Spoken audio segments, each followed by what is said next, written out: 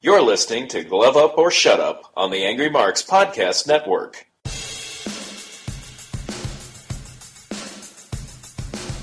You're listening to Glove Up or Shut Up on AngryMarks.com with Peter H.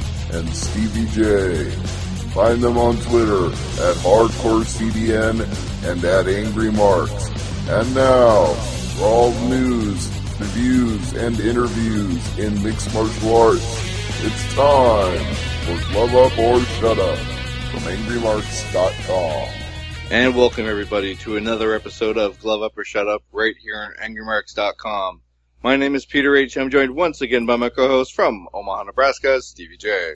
There are so many things I could say on this week's show, Peter, but the only thing I can say that matters is 217 to 1. What's that? The number of times Valentina Shevchenko hit Priscilla Cachoeira and the number of times Cachoeira hit her. 217 to 1. Or, by another scoring standard, 220 to 3.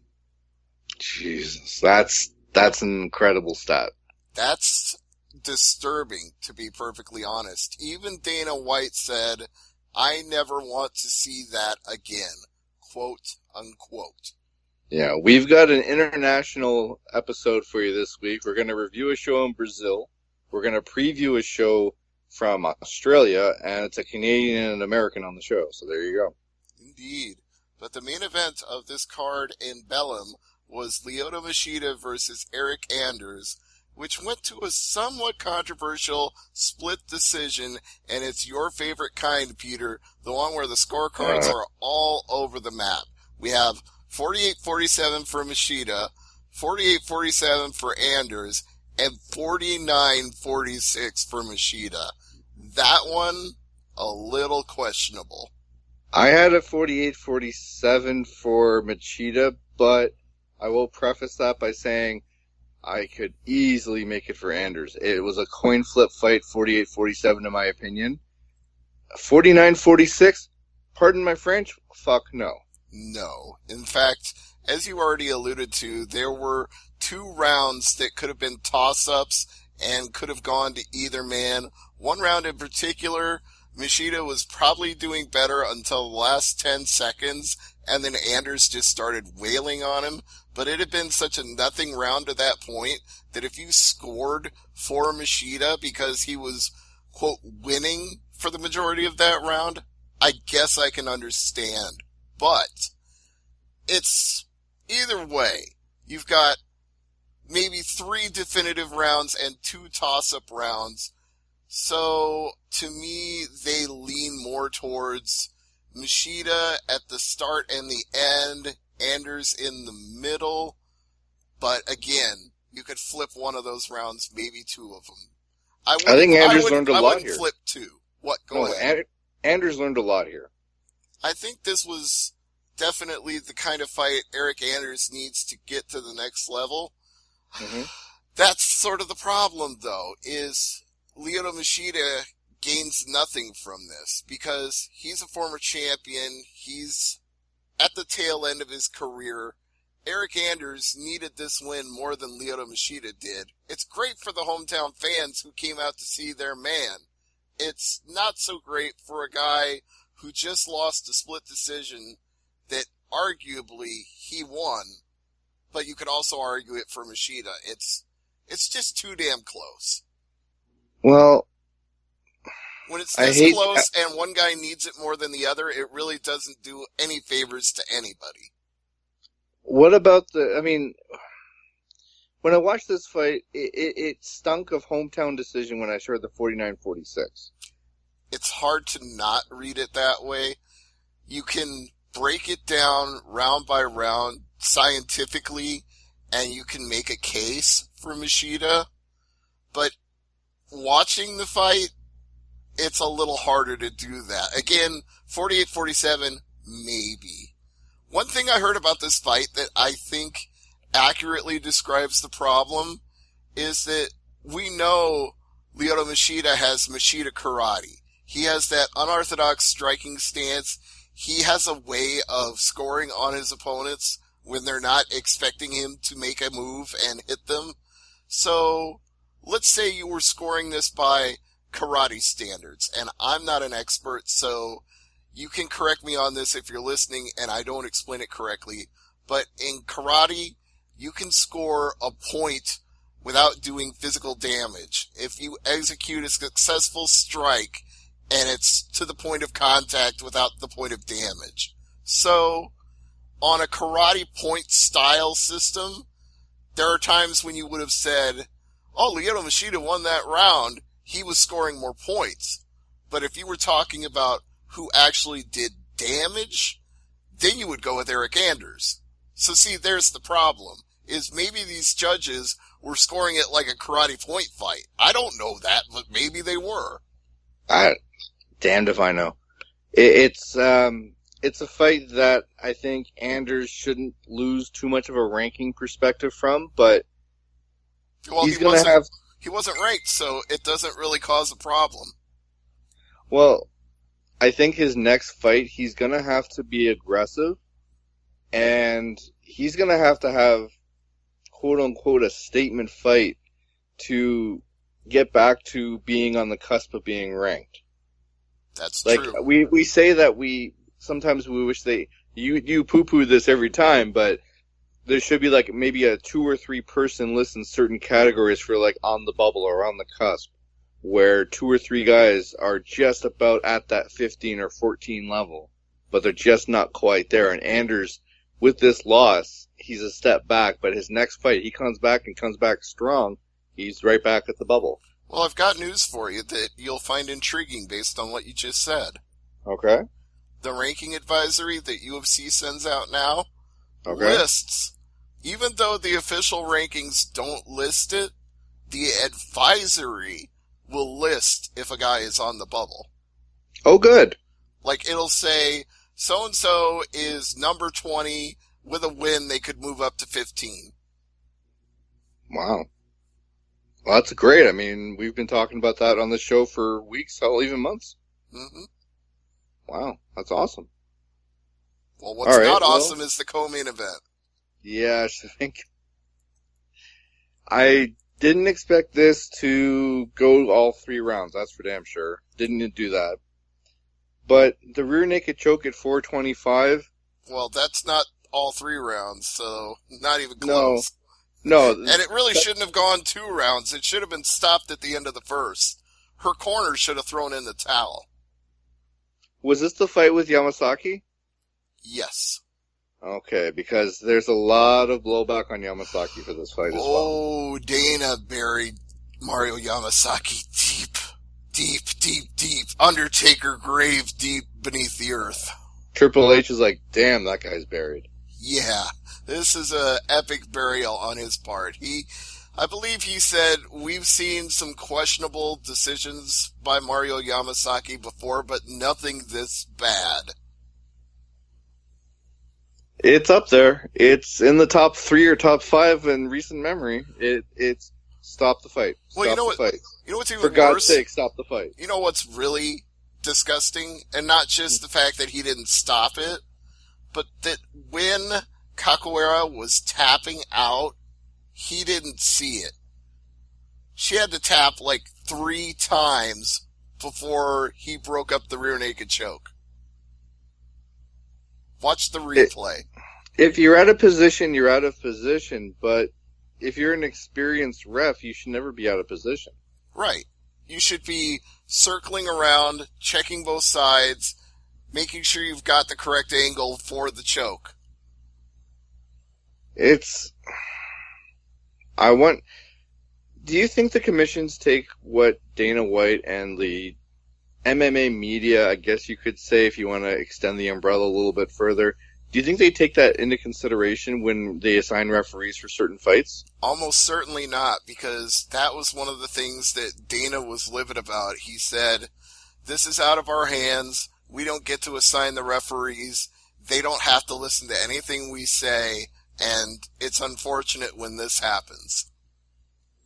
Yeah, I hope, I don't know. He promised Capoeira gets another fight. He was like, you showed incredible heart. We're so proud of you. you'll be back for us. We guarantee it. You should never have had to take a beating like that. Well, let's move on to Prazeres and Green. It was a one-sided butt kicking on this one. Yeah, well, that's not really Des Green's fault. No. This one, oh my God. Okay, let me try to explain this the best I can, because this was an unmitigated disaster as far as I'm concerned. So, Michel Prazeres is supposed to fight Des Green at lightweight. He misses the weight, and not by a small margin. He weighed in 5 pounds over the 155 and a 1 pound allowance. He was 161. So they go to Des Green. They say, do you still want the fight? He'll forfeit 20% of his purse to you. And Des Green is like, yeah, I'm a fighter. I'll take the fight. I don't care. What the hell? So they go back to Prazeres and they tell him, on fight day, you are not allowed to weigh in before the fight more than 173 pounds. That is your limit for rehydrating, putting weight back on, whatever. You have to be 173. Guess what he weighed on fight day? 173. No. 180. Oh! So they went to Des Green again and said, we got another problem. Now he's not even making the weight on fight day. What do you want to do? They offered him another 20%. Des Green said, 40% of his purse plus my own? I'll take the money. So Des Green, who could have turned down the fight in either one of those circumstances, took the money, took the fighter's purse for the deductions, and then took a beating. But at least he gets the solace of knowing he took a beating and took almost half of his opponent's money. So, make of that what you will. Was that a good decision or a bad decision on Des Green's part? No, it's a bad decision. Yeah, because it was a one-sided beating. Now, it's lightweight. 155. Lightweight. Yeah, you would think it's lightweight. In fact, the Brazilian Commission took note of that fact, considering that Prazeres missed both opportunities to make weight, and they explicitly, no bones about it, in no unequivocal terms, told him, you cannot fight at lightweight anymore in Brazil. From now on, you're either a welterweight or up. So, at lightweight, it's 155. If you can't make the weight, you're in the wrong weight class. Now, I understand putting weight on, rehydrate, I get that. I have a problem with it being 173. I would have it at 169.5, saying if you can't make it after rehydration and you end up being a welterweight, no. We are canceling this fight. You fucked up. Deduction, whatever, you can take half his show money or whatever, but Des Green should not have taken this fight, and I mean, it would have been something if he would have won too, but it's a guy at 155 fighting a guy at 180. I mean, what's next? We're going to have the old school UFC announcers come in with Rich Goins announcing? All right, well, to be somewhat fair, and I am not trying to give Michel Prazeres any leeway for this, because it's unacceptable, but it's not like a guy at 180 fought a guy at 155. Let's consider that Des Green rehydrated too. Not to 180. He probably was 165 or 170, but it wasn't like a 25-pound difference. It was more like a 10 or 15-pound difference, which still unacceptable, but not as egregious as you've made it sound. It's still egregious to the point where the commission should have stepped up instead of just, okay. Well, you know, I'm skipping ahead when I say this, but we might as well bring it up since we're on the subject. Mm-hmm. There was supposed to be a fight on this very card Mm-hmm. between John Dodson and Pedro Munoz. Now, Munoz was 4 pounds over, and they asked John Dodson, do you still want to have the fight? He said no. Mm-hmm. He's smart. Yeah, I don't fault him for that one bit. Neither do I. You got a trip to Brazil. Well, the thing that was effed up about it was, at first, UFC was hemming and hawing and saying, well, you didn't take a fight, so we're not going to pay you. Oh. Which, that's complete crap, in my opinion. He showed up, he took a camp, he made the weight. Pay the man. It's not his fault his opponent didn't make the weight. Pay the man. Yeah, I agree. Pay the guy. Exactly. It's... How am I going to say this? There's another... We're going to skip ahead, not go too far down the rabbit hole here, but there was a main event fight that got canceled. We're going to talk about this later on. And it raises the amount of fights that were canceled due to weight or due to injury since, like, beginning of the year. And the number is staggering already, and we're only in February. And it's like, dear God, what happens at June? What happens in August? We're going to break records for the people missing weight and canceling fights, and top of that with injuries as well. It's going to be an epidemic. Well, I've heard Dave Meltzer opine on this, and I tend to agree with him that the problem here is these morning weigh-ins that were supposed to make things better are actually making things a whole hell of a lot worse. Yeah, I agree with that 1,000%. All right. Now, well, let's get back to Belém, yes. Johnson and Golm. That was unanimous in favor of Timothy Johnson.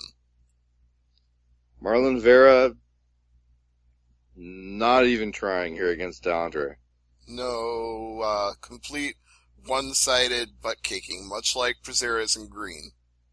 Now, speaking of butt-kicking, Anthony Smith didn't see the knockout power of Santos, or maybe he underrated it. He got knocked out in 63 seconds. I think he got folded like origami. I think it was kind of a delayed reaction. Like, he got hit and felt it, but thought, I'm a tough guy, I could tough this out. And then a couple of seconds later, that reverberated through his kidneys or his ribs or his liver or whatever part of his body got damaged by that shot. And then all of a sudden, it was like, nope, I'm folding. Sorry, it was the second round, but still, it was, Stevie's right. You know, it was almost like his body short-circuited there, where the brain wanted to go and the body was like, what are you doing? Mm-hmm. It was like a flower in a hothouse with all sun and no water. It just wilted and died, just whoop, down. Looking at the prelims here, Tim Means lost a split decision to Sergio Moraes. Wish I could comment, did not see anything on FS2 or Fight Pass. Joe Soto got knocked out in 66 seconds. Yuri Alcantara, not surprising, especially in Brazil. No. And one other fight I did want to mention, Alan Patrick beating Damir Hadzovic, 30-27, 30-27, and 30-25. Yeah, that means that was a couple of 10-8 rounds. That's a beating. Alan Patrick is, I mean, that's a beating, exactly. Couldn't say it any better. But we should move on to the news here. And Stevie, I hate saying this. I said this to my wife the other day when I saw it first break, and I hope it's fake. I really hope it's fake. But you want it to be fake news? Mayweather McGregor in a cage. Please tell me it's wrong. I don't think it's happening. But you know what? I said that before. So at this point, don't take my word for it, because if I say it's not going to happen, it probably will. I mean, it's almost like I don't have the words. You know what I mean? Like, we went down this roller coaster up and down over the last, 8 months, 10 months before the fight happened? Mm-hmm. And to have this, a rematch in a cage, I mean, Jesus. Let's just call it what it is. Unnecessary. There's a great word for it. Yeah, apparently Shevchenko wants to fight Nico Montano. Of course she does. She wants to fight. I saw this at the post-fight press conference, and it made me laugh. It's like, yeah, I want to fight the champion. You're a fighter. You're supposed to want to fight the champion. Mm-hmm. It doesn't make sense to fight anybody else. Shevchenko's got that hot win there. She's at that weight class. She wants to fight for the belt. If you're in a weight class and you have some considerable talent, your goal should be to fight for the title. I'd be surprised if somebody goes up there and is like, you know what? I'm just here to fight whoever they put in front of me. No! Fight for the belt! Call somebody out. Improve your ranking. How hard is that? Unfortunately, you do have a lot of fighters who say that. Oh, I'm just a company man. I'll do whatever they tell me to do. That's not fun to listen to, and that's not entertaining for the sport either. Pick somebody. Even if they're lower ranked than you, call somebody out. Say, this guy thinks he's hot. Let him try to prove it against me. See if you're tough. Hell, Machida even called out Bisping. Yeah, well, that's not going to happen. Beck Rawlings is having a new opponent at 223. Someone who's dropping down to her weight class, Evan Smith. Oh, okay. I can see that.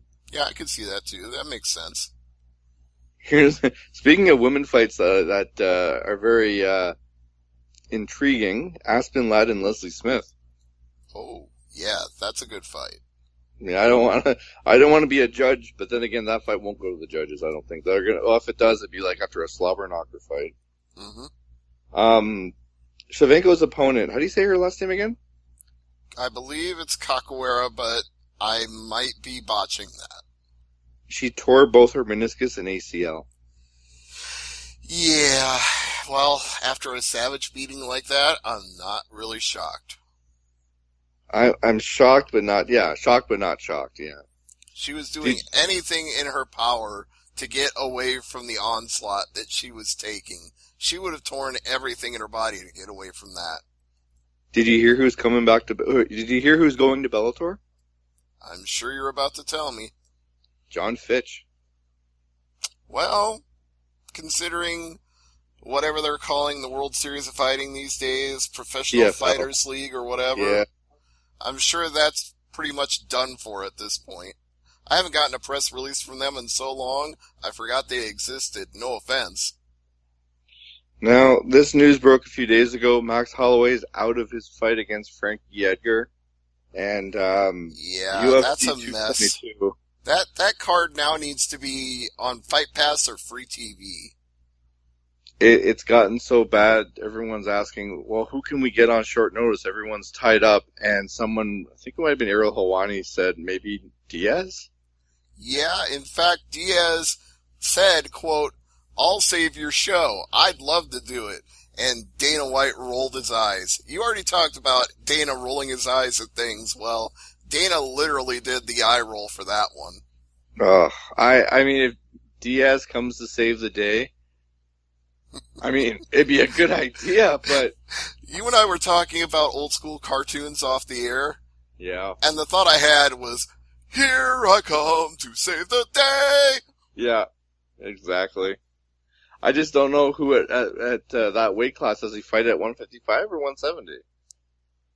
I don't even know that it matters. I mean, just get a warm body in there at this point. Who cares? Catch weight, whatever. Yeah, well... Dillashaw was offered a fight against Cody Garbrandt, the rematch. There's a problem here, and Dillashaw doesn't want it. I respect him for his answer, though. Well, you give the full answer. I gave the short version. Basically, it's 4 weeks out. He's got a 5-day or 5-week-old baby at home. He's in Denver. The training camp is somewhere else. Like, logistically, it doesn't work. It doesn't make sense. And he doesn't even think Cody deserves a title shot. Why would he go out of his way? He's got a very young child at home. He doesn't live in the same town as the fight camp. He'd have to relocate.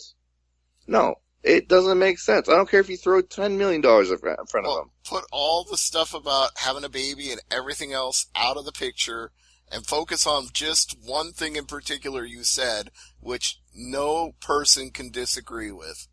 Cody needs to get a win before he gets another title shot. Don't just give him a rematch. He got beat. He got beat convincingly. Make him prove it. Make him earn another fight. Frankie Edgar needs an opponent. Cody doesn't have an opponent. Are you saying Cody goes up to 145 or 155? Here he comes to save the day. I guess that's doable. I've seen worse. I hope it's not too much of a size discrepancy, but then again, Frankie Edgar was small as a lightweight and comfortable as a featherweight, so maybe mixing it up with Garbrandt at somewhere in between might be feasible. I mean, we've got so many Bellator stories coming up over the next few weeks, Stevie, that this might be a way for UFC to really, have a marquee fight to save a pay-per-view, because the casual fans that both promotions covet, they're gonna see Frankie Edgar and Cody, and they're both well-known fighters now, especially Frankie. Mm-hmm. That you could steal some eyes away from a Bellator show or Bellator hype. It's possible, but you've got a limited, very, very short amount of time to put this fight together and to promote it well enough to get eyeballs. And you need to make the decision on whether or not this should still be a pay-per-view. Because right now, I swear, on a stack, this is not a pay-per-view card. It's an FS1 card at best. And the reason I say Cody stepping up is that he actually offered to fight Edgar. Well then, let's see what Dana White and the people at WME IMG can pull out of their collective behinds. Well, speaking of behinds, Yamasaki also commented on Lord. his stoppage controversy. And what did he say to explain himself? Not that he could. He allowed her to be a warrior. That is absolutely the wrong excuse. You don't. No. As a referee, you don't do that. That is not your job. You're not in there to allow people to be a warrior. You're in there to halt the fight when it needs to be halted for the safety of the combatants. You're not in there to let people be warriors. Yeah, you're right. That is a piss poor excuse. Well, let's move on to another UFC note, because this one surprised me. You don't hear this very often. There's a fighter who's dropping down 2 weight classes. That doesn't sound like a good idea, considering how many people have missed weight lately. Well, let me tell you the name. So, Thiago Lima will have a new opponent at UFC Fox 29. It's Yushin Okami. Oh, really? At welterweight. I don't know about that. I have reservations. Yeah, more reservations than a steakhouse. Yes. Damn. UFC Atlantic City, you got Corey Anderson and Patrick Cummings, and David Branch against Mereda Santos. Yep, I heard Branch asked for a fight, and that was what they gave him, and he's looking to get back to his elite level, the level that he was at in the organization we just talked about. Mm-hmm. And one other news note before we talk about this week's UFC show, UFC 225 has been announced for Chicago. Guess who's rumored to be on that card, Stevie? Let's see. Last time I was in Chicago, the featured fighters were Ricardo the Bully Lamas and Eric Koch and Demetrius Johnson and John Dodson. Any of those guys? No. It's a fighter who's 0-1, and let's just say if he fights, it's clobbering time. No. Mm-hmm. We don't need to see him fight again. We don't. We know what he's like as a fighter. We know what he's like as a promo. We know everything we need to know about this man already. There's no point. Tell him that. Yes. Phil Brooks, sir, if you are listening, let me say, I followed your career from Ring of Honor to TNA to WWE, ECW, to the main roster, to ultimately UFC. And during that time, you entertained me greatly. You are a tremendous competitor. You are a fantastic wrestler. You cut some of the best promos that have ever been cut in the sport of professional wrestling. But you, sir, are not a mixed martial artist. You want to be, you aspire to be, but you started much too late in life to achieve anything other than one-sided ass beatings at any level of the sport. Please do competitive jiu-jitsu. Please train with your buddies at Duke Rufus Sport in Milwaukee, and please do not ever step into the octagon. Thank you. He apparently has been making leaps and bounds at Drufus' house. I mean, it's possible. You could have him fight on... What is he going to fight? Another 0-1 fighter? What? I mean, how are you going to draw interest in that? You're telling me interest in CM Punk fighting in Chicago? I'm not saying you couldn't make that a local draw. I'm just saying to the people buying on pay-per-view or watching on television, it's not going to work. In Chicago, you could probably sell 5,000 to 10,000 tickets on that name. But you've already burned the bridge with your pay-per-view buyers by that embarrassing performance he gave in his professional debut. And none of them are going to believe he can do any better than that. But if you stack the card with a solid main and co-main, you could put him on like the first fight of the main card. You could. I'm not going to say they won't do it because they have a very significant debt that they need to pay from the acquisition of UFC. $4 billion, and a lot of that was financed. They need to make money. They're going to do anything that makes money. And if CM Punk makes money, they'll do it. Do I want to see it? Do we need to see it? I think the answer to both is no. All right. Well, let's move on to this week's UFC show, and it's going to be in Australia, Perth, Australia. This was the show where we were going to Robert Whittaker fight, but he got sick. He's getting better, but we have an interim title fight in its place. Yes, and one that's changed more than once. Yeah, right now. As it stands, it's Yoel Romero and Luke Rockhold for the interim title. See, the problem here is, I mean, Rockhold's 3 inches taller, but dare I say that Romero's the hotter fighter here? Well, like you got height versus he's the more muscular fighter. Yeah. But I learned a long time ago, Rockhold's in that very exclusive club where I doubt him, he wins. If I pick him, he doesn't. That's pretty true. It's not every fighter that you can say that about, because Rockhold's career, man, he's hard to pick sometimes. I'm not saying Jekyll and Hyde, but it's just hard to pick with him. I tend to go with him in most cases, to be honest. Now, Romero, what do you say about Romero here?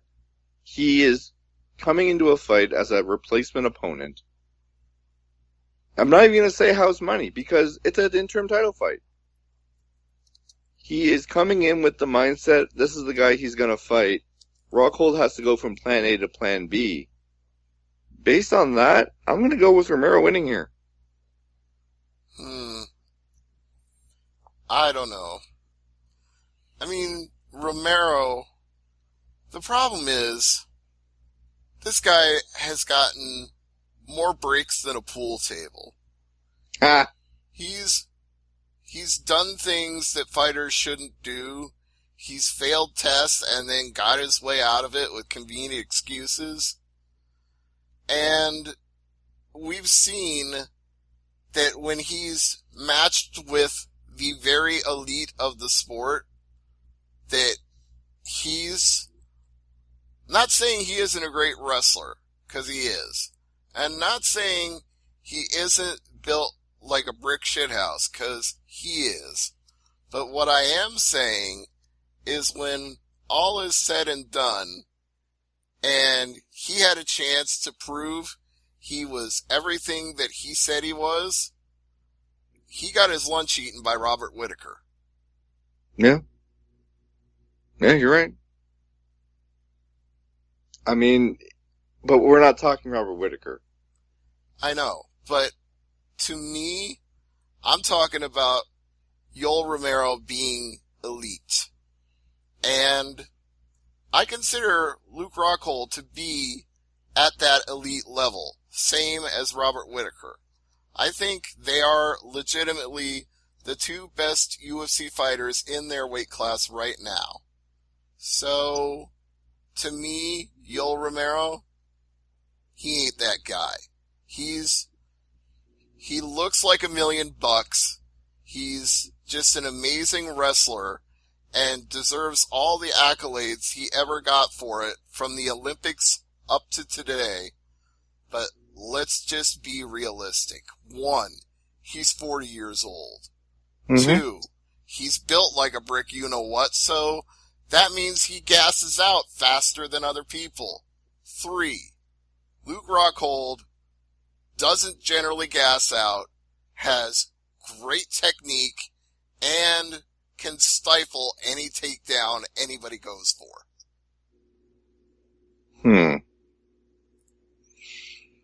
But if Romero can take him down. If Romero took him down and laid a beating on him, it could be over quickly. Yeah. It's very... I see what you're saying here. I'm still picking Romero, but, I mean, this fight can go 10 different ways. And that's what makes it a very intriguing fight, especially for a main event. 7 out of 10 times in my own head, Luke Rockhold wins this fight. The other 3, Yoel Romero beats his ass. Yeah. I think it's closer to 6-4, 50-50, but I'll take your word on it. All right. Let's move on to Curtis Blades and Mark Hunt. Mark Hunt fighting in Australia. Say what? Yeah, but he's not even the favorite this time. Curtis Blades is minus 155. Yeah, I'm still going to go with Hunt. Yeah, it is Australia. It's basically his backyard.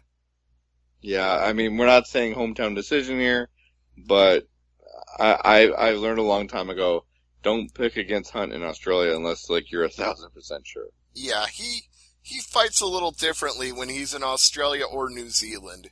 Because either one is basically home as far as he's concerned. Now, what about this one here? I'm intrigued about Cyril Asker and Tai Tuivasa. Okay. Well, the line for that fight, Tuivasa is minus 280. Asker is plus 240. Tuivasa's the hometown favorite. Asker 9-3, but 6-0. They're both 6'2". They both, well, Asker's 15 pounds lighter. I don't know. I like Tuivasa's resume because he's actually got a name guy that he's beaten, James McSweeney. It's a good name to have on your resume. And he's pretty young for a heavyweight. He's only 24 years old, so there's a 24. There's a lot of upside in being that young at heavyweight. At 265 and 24, though? Yeah. God damn, you should be playing football. Dude, that's not really true because most football players on the O-line or the D-line are like 6'3", 4, 5, 6, and over 300. Yeah, that's true. Those guys would have to cut to meet the heavyweight limit. Which means Brock Lesnar with like 5XL gloves. But there's a case in point, though. Remember that Lesnar tried out for the Vikings and couldn't get any further than the practice squad. So big is relative. What seems big in the octagon ain't that big in the NFL. But conversely, that's why Matt Mitrione has made such a successful transition, because he was big and athletic, but was able to make the cut to heavyweight. With probably the funniest nickname, Meathead. I'm not going to call him that when I talk to him. No. We need you here next week. Jake Matthews and Li Jinglang. The line on this, minus 190 Jinglang, 165 to Matthews. I like Jinglang in this fight. So do I, actually. He's very entertaining. Indeed. Tyson Pedro and Saparbek Sakharov round out the main card. Yes, and the line on this fight would be minus 265 for Pedro, plus 225 for Safarov, and coincidentally, we were just talking about a fight, Tuivasa. He does a podcast with Tyson Pedro. Really? Yes. Let me find the name of the fight podcast. It's called The Halfcast. I wonder why it's called The Halfcast. I don't know, but he's also married to Tyson Pedro's sister. That's a good one. So it's all in the family on that podcast. There's the name of the podcast, All in the Family. Well, tell him that. Yeah. Damian Brown and Maestro Dong Hyun Kim are on the prelim card. That's a very interesting fight, actually. Yeah, that is. I'm done giving the odds, though, so you can just say whatever you want to say at this point. Maestro, if he win here, he'd be back up on a main card, but, man, he's got to go through Damian Brown, so not exactly a rookie fighter. No, not a walkover, not a cakewalk. Some other names on this card, Yusuf Omega against Ben Nguyen. Ben Nguyen, sorry. It's all right. Yeah, as far as 125ers go, that's a hell of a fight. I don't know why it's this low on the card. Probably to draw in casual viewers. Speaking of casual viewers who want to check out Fight Pass, Ross Pearson. Well, at this point in his career, wouldn't you say that's about the level Ross Pearson is at? Mm-hmm. Yeah. I mean, he's one loss away from being cut. So. That's exactly my point. Yeah. Other than that, some local fights. There's a strong Japanese contingent on the prelim card on Fight Pass. So you've got Mizuto Hirota, you got Tsuruto Ishihara, and Dashi Abe all on the main card, on the prelim Fight Pass portion. Well, it's a relatively doable travel schedule, Japan to Australia. Not as bad as flying to the United States. Nope. And then that's it for the show this week. Next week, we're going to talk about... I think Bellator has a show next week, eh, Stevie? That's right. That's why I'm talking to Matt Mitrione this week, because it's Bellator 194, Mitrione versus Nelson. The rematch from the Ultimate Fighter 16 finale and the second bracket of the Heavyweight Grand Prix. And I got a little bit of flack for this off the air, but UFC counters with a Sunday show this upcoming, on the next, not this Sunday, but next Sunday. UFC Fight Night 126, Aroni and Medrios in Austin, Texas. The cowboy fighting in Texas, it writes itself. It does. License to print money, as they say. Absolutely. Stevie, what's on tap for Thursday Night AMP? Hopefully Abby's going to be back. She got fully funded on her U-Caring website for her cancer treatment, so congratulations to her. We are so happy for her. We want to have her back on the show and talk about all the things going on in New Japan, all the news in WWE, all the things in British wrestling that she absolutely loves and lives for. So please come back, Abby. We're dying to see you. But in the meantime, I would like to give some cheap plugs. I would like to say Raw Reaction, Monday nights. Frank Vaughn and his co-host C.W. Smith do an outstanding job of covering all the action in WWE Raw. This is the hot time of year for Raw, for WWE, for WrestleMania. If If you want to keep up on what's going on and you can't watch 3 hours every Monday night, listen to an hour of Frank Vaughn and C.W. Smith. They will get you up to speed. Tuesday nights, we have the Wrestling Nerdcast. Each and every week, bringing you the top names in independent wrestling. Names like Fred Yehai, Sue Young, Scene Nick, all kinds of independent superstars, commentators, announcers, all on the Wrestling Nerdcast. You've got us on Wednesdays with Glove Up or Shut Up. You've also got Arya Whitner's WWE NXT report on Wednesday nights. A must-listen. Arya breaks down every episode of NXT and NXT TakeOver shows as well. Thursday nights, AMP. Fridays, when available, over-the-top radio from Ed in San Antonio. Saturdays, Impact Implosion from Seth Draken and Mike Poulin. And then on Sundays, when warranted, we will have a post-pay-per-view podcast with Frank Vaughn and company. Whoever he wants is whoever he's got. So you won't want to miss those shows as well. And guess what? We do it all for gratis. We don't charge nothing. We should start a Patreon account and get people to plug us because we give it to you for free. All right. Well, that's going to do it this week. Shout out to the Eagles for winning their first ever Super Bowl. I'm sure there's a few Philly fans out there that are in heaven. I think this Thursday is their championship parade. A championship parade in Philly. That doesn't sound right to me, but whatever. It was bound to happen. Well, they booed Santa Claus, so what do you want me to say? Well, they threw batteries at people, so... Yeah, they did. All right, well, for Stevie J... Batteries. Wow. All right, for Stevie J, I'm Peter H, the Hardcore Canadian. Thanks for listening. As I always say, never leave it to the judges. Good night, everybody. See ya. You're listening to the Angry Marks Podcast Network.